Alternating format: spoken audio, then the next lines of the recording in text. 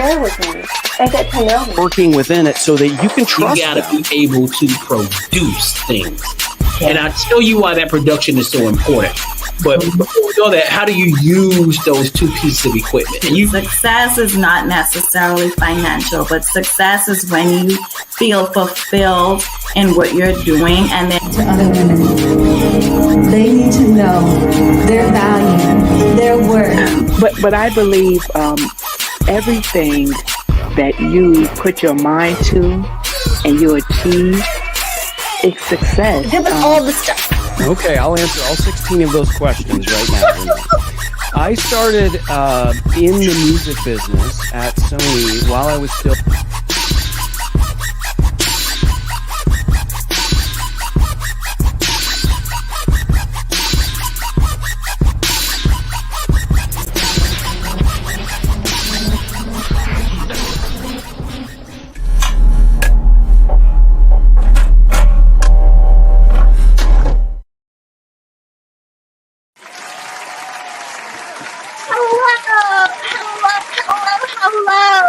And welcome to the show. My name is Renee Hastings, and I'm your host of Renee Speaks. Y'all, we are in for a treat today. My guest is Isabella Johnston. She's a seasoned entrepreneur with over 25 years of experience across various fields, including education, organizational development, entrepreneurship, and more. She specializes in helping clients tackle challenges in people management, process optimization, and training through innovative growth solutions. Known as the Intern Whisperer, Isabella's venture Employers for Change, which E4C, offers tailored solutions for employers of all sizes and HR managers. E4C harnesses AI technology to improve skills-based training and recruitment, reducing employer bias through its AI algorithm while maintaining a human touch in candidate matching. Y'all, put your hands together for Isabella Johnston!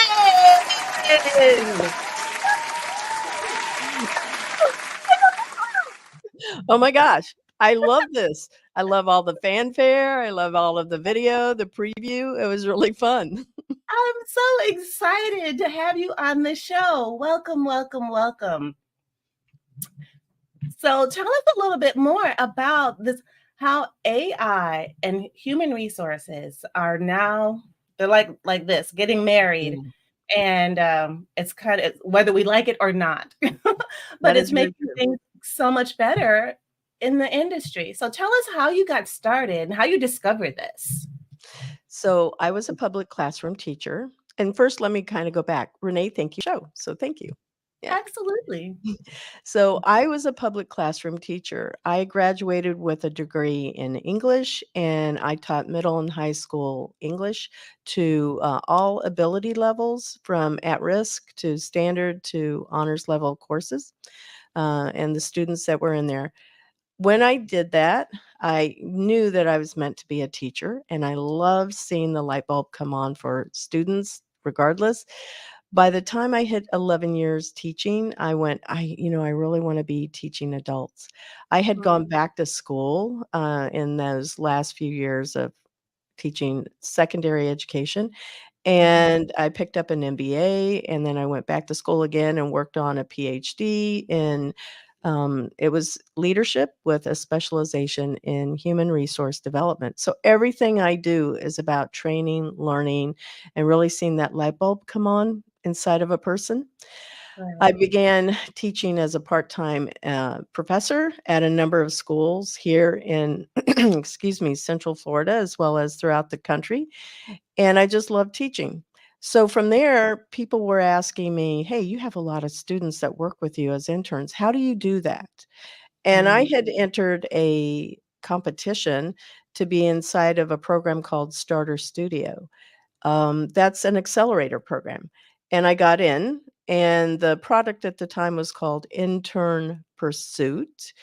Name has changed. It's become Employers for Change. But out of that need in the community where people were saying, hey, teach me what you know. Teach me how to be a really good employer. Teach me how to have interns that want to stay with me for maybe more than one semester.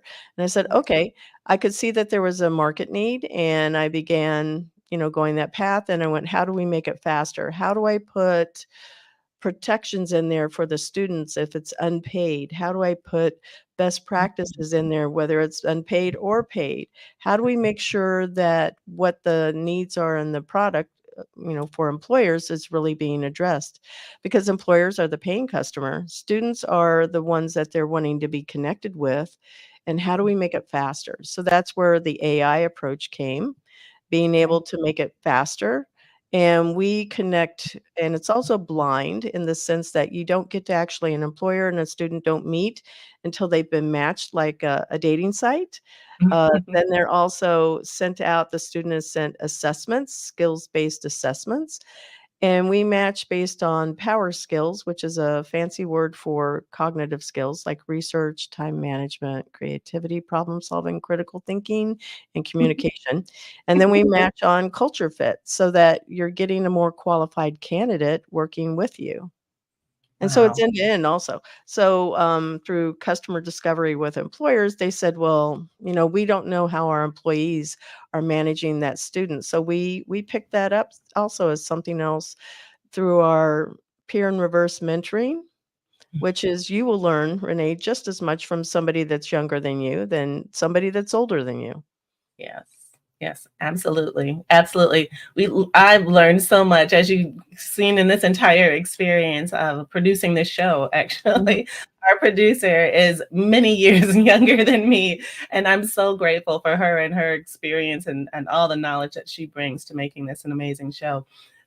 So yes, I totally get it that we can't under as can't what is the word I'm looking for? We can't underestimate Yeah. the value that young people bring to our companies and to our businesses, to our lives. It's just so awesome. The energy they bring, the creativity, the innovation, and the life. Yeah. It's really fun to watch and fun to be around. And I embrace it wholeheartedly. Yeah, I get it. I use a multidimensional learning approach, which means it's not even just age specific. It can be based on people from different nationalities. It's based on people with disabilities. When we include all of those different types of people, it helps us to be better leaders. We're more empathetic, and we're also able to harness the power of what is AI or anything in that STEM field, technical, and be able to remember, hey, we got to be human. We absolutely have to know that this is a relationship and we're here to learn from each other. So it's never going to be one person is superior than the other. Absolutely, absolutely. And as business owners, I mean, we have to embrace that. We can't think that, oh, I'm the owner, so I'm the boss and I get to, Mhm. dominate over you. Mhm. No, that's not the way you run a successful business. You involve everybody. You get, Mhm. buy-in and feedback and input from all the players, because everyone has a vested interest in this being a great experience in this part of their lives. Do you know what I mean? Yeah, yeah. Exactly what you're pointing out is one of the models, the core values of servant leadership, exactly what you just defined. And that was the dissertation topic for the PhD. I have not finished, in all full disclosure, I have not finished my PhD, all but dissertation, but I've been focused on servant leadership and peer and reverse mentoring because they're very similar. It's all about the other person. How do you support that other person? Right, exactly. And I'm a firm believer of that. And I've had the privilege of working for one company whose culture was that, and it was a really great experience, Mhm. and I learned so much, and developed my own leadership skills based on not just that experience, but that had a lot to do it because I saw it in action. I saw Mhm. the managers and how they engaged with their teams, Mhm. and it was really just such an amazing experience, and that's what I try to develop for my team as well. And what I'm grateful that you help others uh, be able to do for their teams as well. Oh, yeah, thank you. I appreciate that. Absolutely. Absolutely. So, thinking about your business and your company, and let's maybe kind of dig into the meat of that. How does E4C use AI to connect or to combat employer bias in Oh, recruitment and training? really glad you asked that question too. So again, what we do is we focus on the things that you cannot see, such as cognitive skills. Those are the power skills, the things that allow you to get a task completed. So if I were to ask you to produce an article that I would like to use on my website, you would have to go, okay, well, what is it that you need? You're using communication, right, with me. And I would Right. say, let's talk about the future of podcasting. And from there, you would go and probably do a little more research. You might even use Chat GPT to help you create that first initial draft. And so that's one of the ways that we can use AI in a workplace for assessments. But for me, the way I used it is we look at the cognitive skills of a person. We look at honestly, the culture fit and a variable from personality type. There's a lot of complexity to a human. And so we want to take those variables and make sure that we're matching a person, a qualified person, up to an employer where they never see each other until it's time for the interview. So it accelerates that recruitment process. It's accelerating, honestly, the ability to come in and say, hey, I need to have a marketing student that works with me, and I would like them to have these. These are the 5 tasks I want them to do with me. So we can make that faster and save you time and money and effort in the recruiting process. And we also put in there for the employers onboarding documents, offer letters, decline letters. We've added a development plan that's a 360 approach where we're tracking your skills, your cognitive skills, as well as the students. So it truly is something that is saving a lot of time and money and keeping the focus on what's supposed to stay human is that mentoring relationship, that communication, those 6 core skills that carry you into the 2030 time, which is really just 5 years away because we don't count Right. 2030, right? And we're at the end of this. So 5 years from now, it's going to be big news. Yeah, yeah, for sure. And because I remember, there was a time when pretty much all we had were skills assessments Hmm. that we would, share with potential new team members to see where their skill level ranked. And if somebody is a poor tester or they, get nervous or something like that, it's not really fair and really doesn't give you the true picture of Right. are and how well they will fit into your Hmm. team. So Hmm. that is, I think, one of the really great benefits of how you have harnessed AI to kind of help bridge that gap so Hmm. that you know that the person you're getting is going to check all the boxes for the most part, and all you have to do is the human leading Hmm. part of The parts guiding and of it, yeah. mentoring. The assessments that I use are different than the ones that you mentioned in typical industries because these are designed around the feedback that I would get from customers about how to improve that assessment process so that it would be simple. Honestly, when you look at what marketing, for example, I'll go back to that. Marketing and HR have a lot of similarities. But the thing that in marketing that most people don't realize is they write most of the publications and everything that's out there is written on an 8th grade reading level.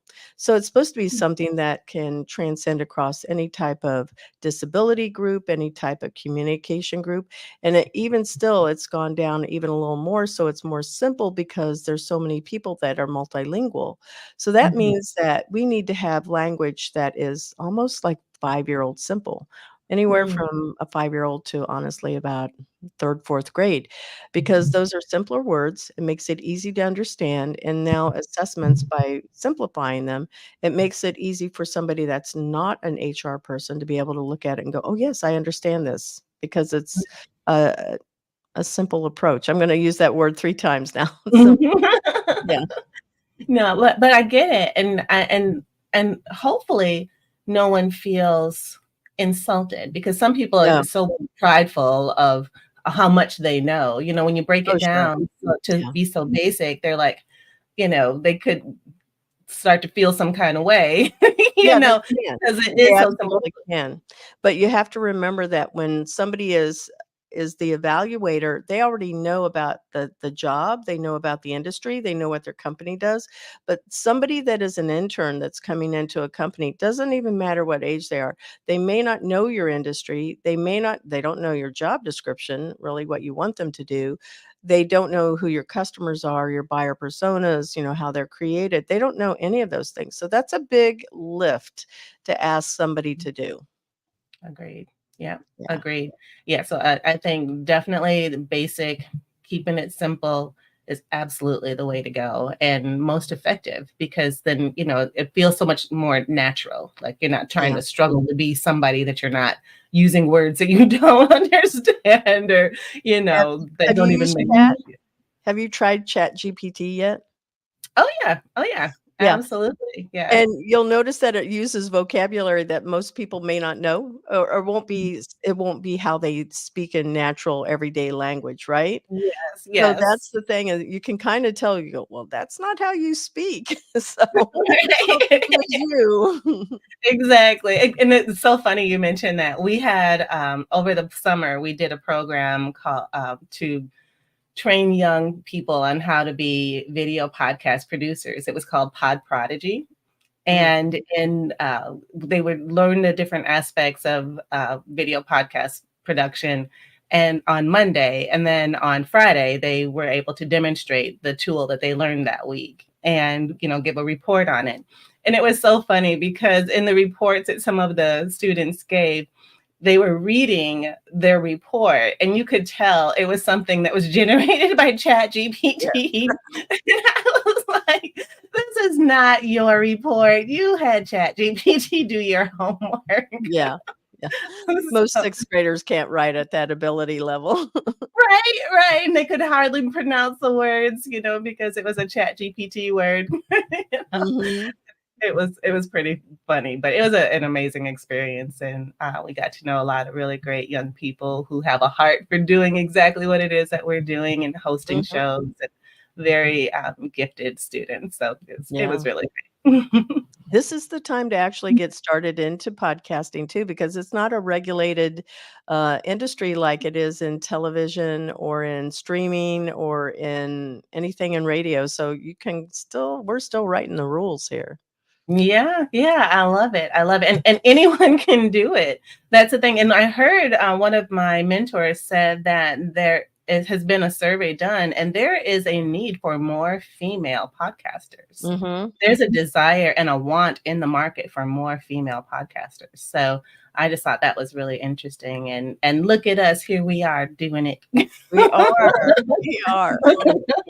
Yeah, and speaking of, tell us about your show. Okay, so thank you for asking about that too. My show is called The Intern Whisperer, and that name came about because when I got into the Starter Studio Accelerator program, one of my mentors came up and they said, "You're like you make it easy for any employer to understand how to work with students. So you're like an intern whisperer." And I went, "I like that." So that became the name of the show. And every week, I've been doing my podcast now for 6 years. And every week it drops on Tuesdays at 8 o'clock in the morning on here where you see. But we have thought leaders, HR professionals, futurists, CEOs of companies, and they come in. And these are usually everyday people, to be honest, just everyday people that are providing big impact in the world. And they talk about how they got started in their career path. They talk about 5 words that describe them, why those 5 words. They talk about how they got in their first job to where they are now. They'll talk about their business. Our show streams on over 24 podcast channels. They're not even all up there, but it streams from anything that they want. We're on YouTube, we're on Facebook, on video side, and we have closed captions that we actually go through and curate for those that are deaf. So we do focus a lot on the deaf community, as Mhm. well as we have the internationals also enjoy the fact that our closed captions are there and that they're accurate. So the show, as you can see, we're going through and we're doing some updating here, making sure they all have some strong headlines. I don't know why Lauren's didn't get the strong headline, but it's supposed to. And then every week I share a tip of the week. We've been focusing 16 weeks on unconscious bias, what that is and how employers can improve it. So I always share some type of a tip for employers about culture, about anything that's in the space of career pathing, development plans, cognitive skills, things that are in the HR realm for sure. And Lauren Prager is the CEO of Synapse Florida. And that is an event that's coming up in next week, honestly, where we focus on the Meta Center. And it's everything that you can imagine that's in innovation. So you could have flying cars, and they do, and they will have other things that are there that are some kind of a technology, and it's saving the world or it's helping people in some way. Wow. Well, that And sounds like an incredible event. And you're going to be at that event as oh, well? yeah, I'm there also. So the second half of my show, I didn't quite finish this one up. We talk about the future of what does that look like? So I'd love to have, I'm going to put it out here publicly. I'd love to have you as a guest on my show. So now it's hard to say no. I would love to be a guest on your show, Isabella. That's awesome. And we talk about what the future is going to look like in 2030. So it's all opinion questions. But if you have not seen Black Mirror, I tell people go watch it. It's on Netflix. It's really dark and it's scary. But there's a balanced one on Netflix also. It's called The Future of, and it brings a nice perspective as to what can happen. Got you. Well, I am not I don't have a whole lot of time for television, but I would definitely love to be a guest on your show and talk about, my thoughts, because, the future is coming, and all we can do is get prepared for it, from now. Yeah. And whether or not we like all the changes that we see going on, whether it's AI and all the different things that AI can do, not just in human resources, but in science and in, medicine and all of the different, and the environment, everything. Right. Artificial intelligence is here. Yes. And there's no going back. There's no going back. So we just have to figure out a way how to embrace it, how to make it work for us, and to make our lives better, easier, help us to be more productive. So I don't think most people know, but artificial intelligence, they were studying this back in the 60s, mid 60s, because that's right around when people were going, how do we get something out there called the internet? And that's when computers were starting and everything was happening. And it's even a little earlier than that because we had done some research on this. So if you think about it from a perspective as to what was the evolution, we first had, tablets, Egyptians, right? Creating communication. We go, and I'm going to make us go super fast because there's like 5 industrial ages that are out here. So you go from that type of writing into the newsprint, and then we go from newsprint into things that we see in libraries where we're taking things out in mass publication.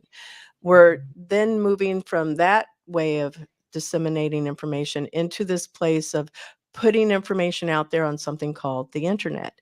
And then we go from the internet as we continue to move there to things like Google. So it's the same thing. We're taking the ability to take information out in a faster way. So now AI takes everything that's out there in Google and it processes all super fast so that it can give you any type of document that you're asking for, whether it's art or whether it's something that's in a written format, it can make it happen faster.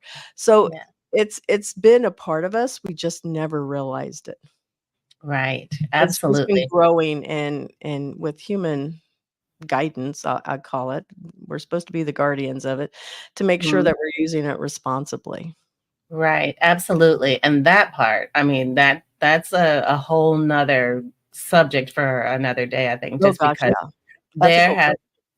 we can really go down a dark hole of the things that AI could be used for evil, but we certainly won't go down that road today. But I'm thankful for those guardians who are trying to keep a set some standards about what Yeah.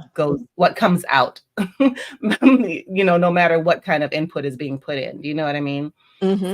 Yeah, there's another woman that was a guest on my show, and we talked about this, and we're going to have some meetings. I've been doing research on the use of ethics in the AI field, and I Mm, feel very, very strong about this. So we're looking at, okay, what is currently out there? What is something that we can bring to the forefront of people to make sure that they're being more actively engaged in the use of how the impact that AI can have that's both positive and negative.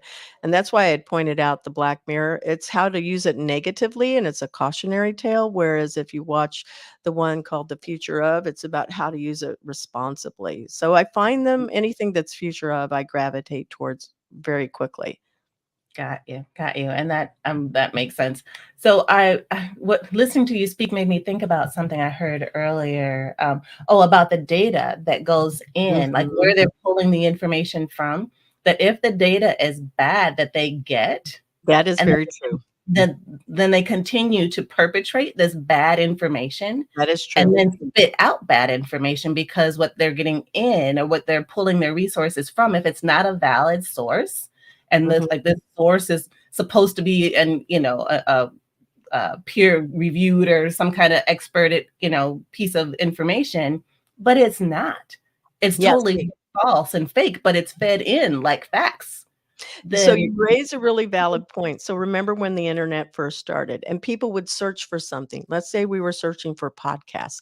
We would find good information and we would find bad information, as a Google search. We'll just use something that's more current, or even just doing any kind of a search. So it really is, it was always out there. And we would go, "Well, it's on the internet, it must be true." We didn't right. question it, right? So we still need to be questioning everything with chat, to your point. And Yeah. so you're right, everything about chat, what it does is takes all information that's out there, the good and the peer reviewed, and then the things that are, not true. And it will provide something. So anybody that's born into this generation that's using chat will sit here and go the same as we did 10, 20, 30 years ago when we had Google.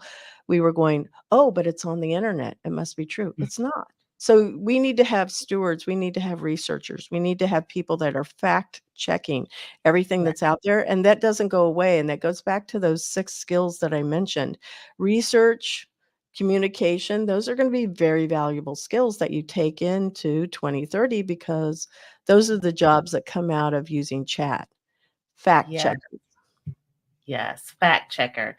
So that's going to be a job description that's going to get built by ChatGPT. I think it's a really good place for somebody that is in journalism to be able to Yeah. do that. Now, when I use chat, I always try to break it. I want to see how many things I can put in there before it breaks.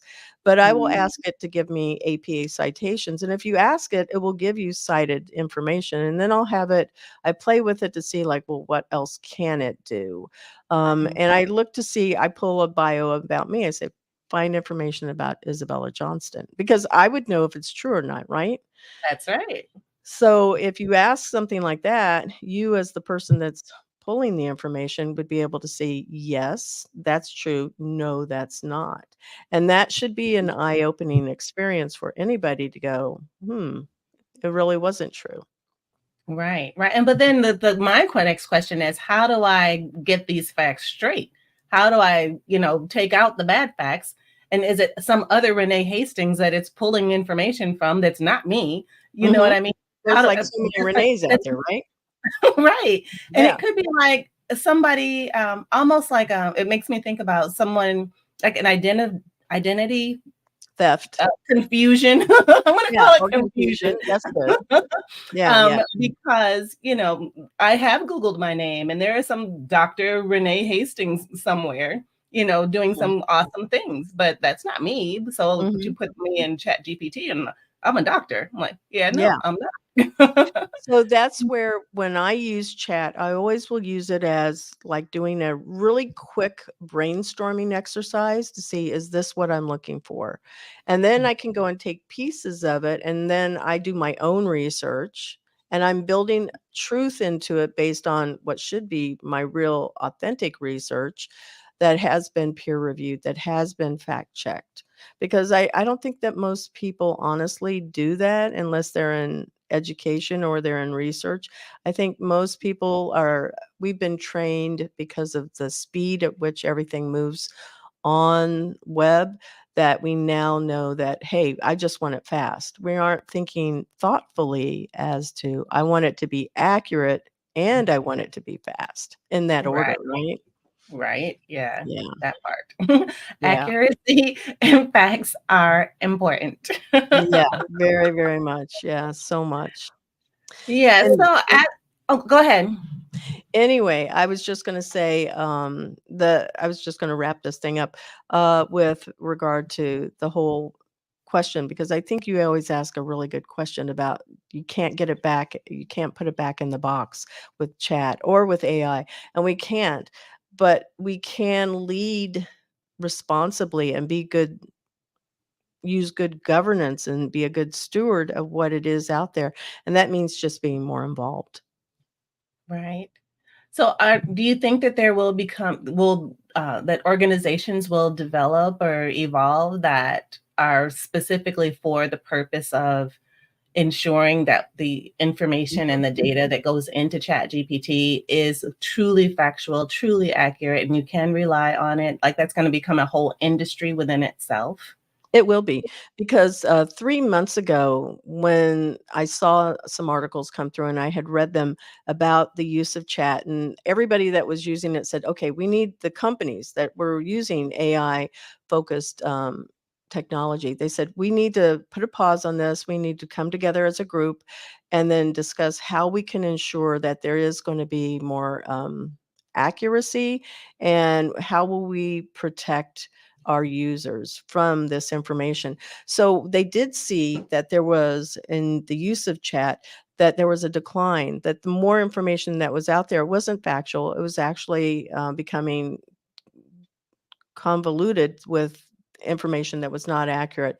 So I liken it to something that most people can relate to. It's like Google reviews. If you have somebody out there giving you great reviews and you have somebody that gives you 2 bad reviews, it goes down, just like a credit Mhm. report, right? Just like Right. grades. If you have 1 bad grade, it's going to make things go down, so that Right. different listeners can understand it. You always have to make sure that we'll use this word, flooding, you're getting more good reviews than you're getting bad reviews. And they're going to be able to have to sit down and figure out, okay, how were they checking to see what is the bad information that's going out there? So it can be in the areas of like reviews. It can be in information that was not peer reviewed. They may put parameters on there so that there's different levels of chat that's going to be more accurate, and people would pay more for that because they're going to want to have something that is more accurate than, we'll call it, dirty data that's out there. Right. Yeah. Right. Exactly. Yeah. I love that, and I definitely see that in the future, Hmm. for us as just a people, Yeah. looking for information, and everybody's looking for information. Hmm. That's how we got Google. Yeah, it You sure know? is. Yeah. Um, And now it's evolved into chat. So it's, or AI technology. So yeah, it's definitely exactly. happening. Yeah.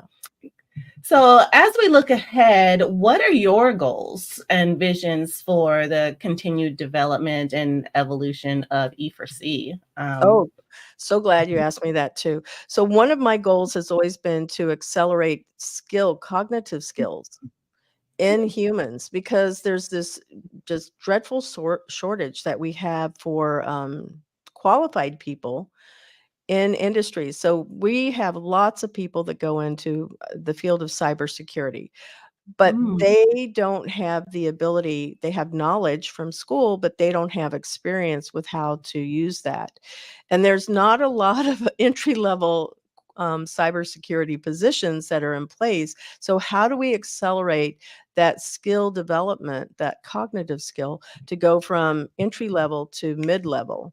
And mhm, that's where I focus on inside of my platform, which has a learning academy with it. Is the gift that we all have as humans is that we learn through mistakes. We learn through peer learning. We learn through others and social learning. So there's this place of maintaining a peer and reverse mentoring methodology inside of a company that's going to be very vital. If you want to see skills just go off the charts really fast, you have to have people working with people to be able, and not just your same people. You need to have people that are different from you in this sense. So if I always worked with just women and I didn't work with men, then I would end up not being able to get a different perspective because women and men think differently, right? If I only work with people in a certain age, then I'm only going to get that perspective of that generational pers- of the history of the events of everything that happened in their life, but I won't be taking into account the generations that are, coming in. So there's this place of using peer and reverse mentoring, which spans across not just generations, not just culture, but it spans across skills, cognitive skills that actually accelerates the skill growth. And I did get a grant for this and I was able to study it. And so not only did we see tremendous growth for the student, but we saw it for the mid to senior level person. So we were able to accelerate and change behaviors, which is very hard to do through the use of peer and reverse mentoring because we care about people. We're not going to care about what's coming out of a computer as much, but we do care about people. So it's keeping human what needs to stay human, and that will be very valuable. If we keep people, I know that everybody likes working remote and distributed throughout other places of the world or even in your country, but that can pose a problem if you don't ever get people together in the room, because every time you're using more of your senses where it's visual, nobody's hiding behind the camera's not turned off. The more you use your senses, the more learning takes place because you're picking up on those empathy cues that you might not have seen on camera. And we're tethered when we're on camera to always have to sit in a certain place so that we're always available. But yet if we were in the room, we'd be able to lean back so we could not be so close to the microphone. There's just so many things that require us being together because we're born for relationship. We're made for relationship. I could not agree more. Could not agree more. And I talk about that a lot, that we're not meant to do life alone. We need community. Yeah. We need people in our lives. I was just at a networking event last night, and it was absolutely amazing just to be in the room with others and feel their vibe. I mean, there's a vibe you just don't get through a screen. Yeah. Yeah. And that's why I just saw this pop up. We need community. I could not agree more because that's really where the E4C Academy is there to help, again, pull those people together so that we are in community with each other and not with our own people, but with people outside, because that is the world we live in. Our world is large, but it is also small. Right. And we have to be intentional about it as well. I mean, because we can get so staying at home and working remotely can become habitual, and where it becomes like going outside of your house becomes a chore, and we don't want to get to that point. I don't think isolating. And it puts you in a silo so that you're not interacting. And that's even harder for people that are more of an introverted personality type. And when I mean that, I mean by how they process information and how they communicate. So that one variable of extroverted and introverted means a big thing can happen in the learning field so that you, if you're introverted, are not going to be relying on somebody else to carry the conversation. It does require some back and forth effort. And if we only stay plugged into technology devices to communicate with people, this is not going to be good because at some point in time, the grid will go down. And when it goes down, it's going to be, well, how do you relate with other people in person? Right, exactly. And I've even discovered that, and we could be going way on a whole nother tangent here, but like even in dating and even like trying to getting a guy to ask a girl out on a date, which used to be just a normal part of growing up and going through puberty or whatever that is. It's changed so much because everyone's texting or they're sending messages, and the actual art of picking up a phone or going to someone's house and saying, "Hey, will you go out with me?" And it's like it's losing its value, or it's just Yeah. not happening nearly as much as it used to in the past. And just the art of carrying a conversation or going through a courtship with words in person, Yeah. not through a text message relationship. Do you know what I mean? Yes, I do. Because what you're talking about is the same thing about those 5 industrial ages that were there. And whatever generation we're actually born into in these industrial ages, it is dependent upon the technology that was around while we started growing up. It was also dependent upon the events. So think about 9/11. Think about these big COVID and the impact that it had. It caused everybody to become isolated, and we had to be away from each other. And then we had 9/11, where it's just mass chaos and people are moving in this place of emotion and going, "What happened to this person? Where's this person?" I use those as very specific examples as to what was happening at that point in time. If you're in the ages of those most developmental years, or 1 to 5, but even through high school, 1 to 18, that impacts you heavily when the iPhone first came out. All of those things that are technological advances, catastrophic events that have happened, it can be anything in that realm of the use of Chat GPT is another example of these big technological shifts that change how we interact with each other. It's so important. And you are spot on all of these things too. I think that you and I think alike. Yeah.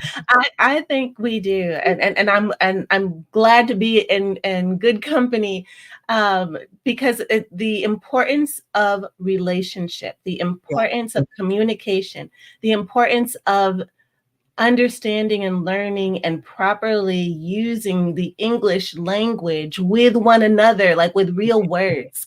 Yeah. That is so important, and becoming a lost art where Yeah. they're now like making up words that weren't even words before, but because everyone is using them now, they're putting them in the dictionary. Like, you know what I mean? So, I am so grateful and appreciative of people who support the idea of community, of Mhm. communication, of Mhm. relationship. No matter how much technology we have available, that's fine. It can be used. It's awesome. We love technology. I mean, as a virtual assistant, business owner, we love technology. That's how we do our work, right? Right. But there's still like you said, the human piece. We have to be there for our clients and in a human way, not just, dotting an I or crossing a T or, scheduling a meeting or, Mhm. managing a calendar, but actually for them, hearing their heart, what are their concerns, what are they dealing with that we can support with. That's not Yeah. something you can get just out of technology. No, it's not. It's not. You always have to be, you've used the word a couple of times too, intentional. So, um, slowing down, because we've been conditioned because of technology of how fast it works, is to just peruse. We just skim information now. We don't actually read. We partial people were always saying that they could multitask. I don't think anybody can. I think that you're either going to listen or you're going to be writing a message. But either way, you're focused on one more than the other. Yes. And so Sure. I don't think people can multitask. You have to put the phone down. Like, think of how many times you go to a restaurant, and do people have conversations anymore? No, they're looking at their phone. Right. I mean, it's a table full of people. Everyone's on the phone looking at their own phone, not even Yeah, engaging with one another. that's not it. So it's so important to remember that the phone is a tool, but it is not the thing that is supposed to be dictating our lives. It gives a false sense of urgency for everything. Yes, agreed. Agreed. The phone is not the main thing. The No. relationship, the presence, being present. Did you That's the see thing. Here's a movie for you. The Devil Wears Prada. Oh yes, one of my faves. Yes, me too. And so you remember when Anne Hathaway, and I don't know the actor's name, that was her boyfriend. He said, "Do you see the phone that's ringing? That's the person you're in a relationship with. Yes. Not me." And that was like the perfect example of like, yeah, is your phone who you have a relationship with? And it's not really with people because Right. people don't pick up the phone to call and text. And again, that's what I meant to bring up is that when the world of texting first started, that was millennials, they were beginning to go, "Oh, but let's text," because now they didn't want to have to pick up the phone and talk. It was faster. Right. Yeah. Right. Well, it seems faster by It seems text, but faster. actually, if you pick up a phone and say, "Hey, It's so much wanna more go out," efficient. that's a whole lot Yeah. quicker than, thinking about doing this, you wanna do this, you and you're back and forth, and, Yeah, pick up the it's supposed phone to and be just for like 2, maybe 2 connects, but I can tell you and I are in the same place as I sit here and I go, the more of your senses, as I said earlier, the more of your senses you're using where you're having a verbal conversation, where you're actually listening to the person speak, where you can actually touch the person, those are all sensory elements, and that means it helps you to connect with a human better. Going through the phone is just texting. You don't see them, you don't hear them, you're not speaking with them. It's just communication that's all very quick and not thoughtful. right, and impersonal. It just Yeah. even though the conversation might seem personal, Mhm. it's really personal when you're face to face. Do you know Yeah. what I mean? When you Mhm. can see the body language behind, and text has no tone. So you can be saying It all the right does, things, but it's but actually the person that's receiving that's their tone that they're that's hearing, the not tone. the other person's tone. Exactly. So depending on what kind of mood that person is in when they get your Yeah. message, that's the tone that gets received. Yeah, because it's like, "Well, what did that mean? I don't Right. understand." Then they start getting angry. Right, and then you get emojis with sad faces and that are, red faces or whatever. Yeah.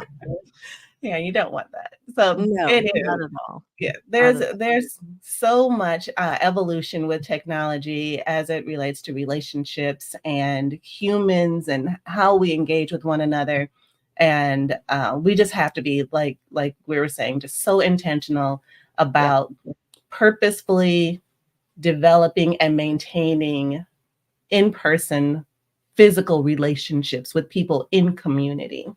So You are absolutely right. Absolutely right. Well, I look forward to when you come down to Podfest.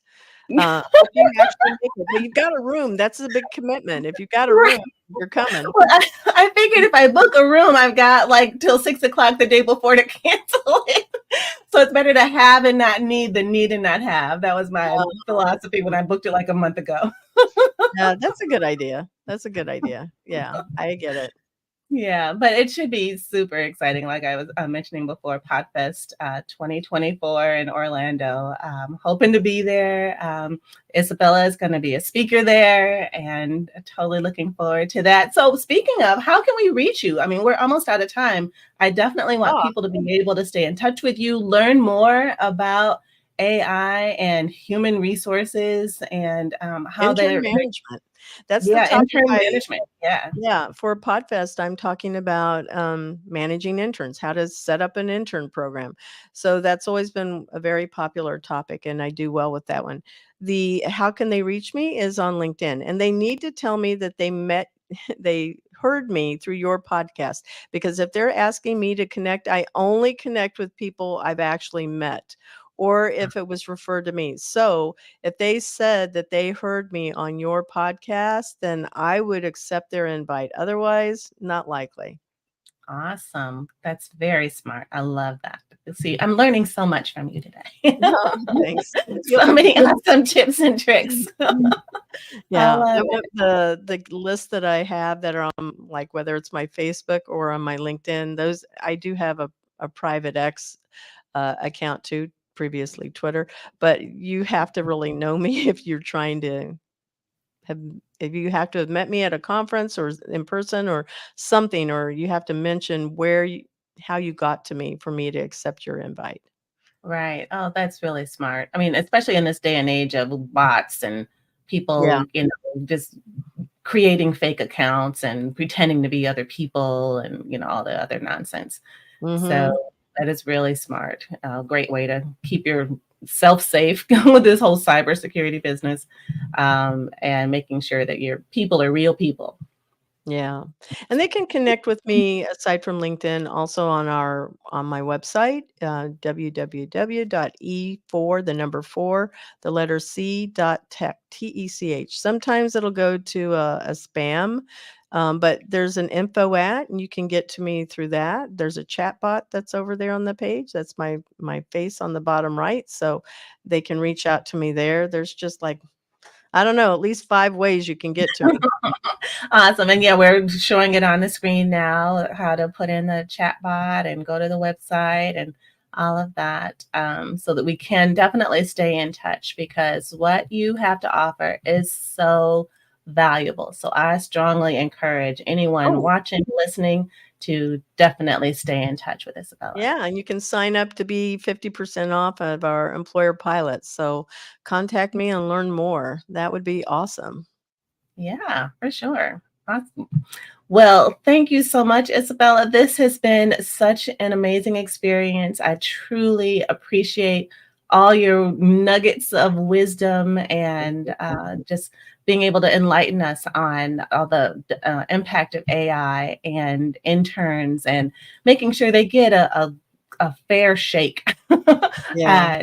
And being placed in the right place with the right people at the right time.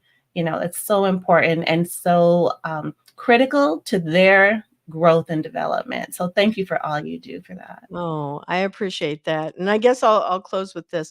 Employers may not always care about their interns, but they do care about their bottom line. And they do need to know that by working with interns, it will help improve your organizational processes as well as help to upskill you. So that's their big advantage. Absolutely. Well, Isabella, you were made for something great. So go and be awesome. Thank you.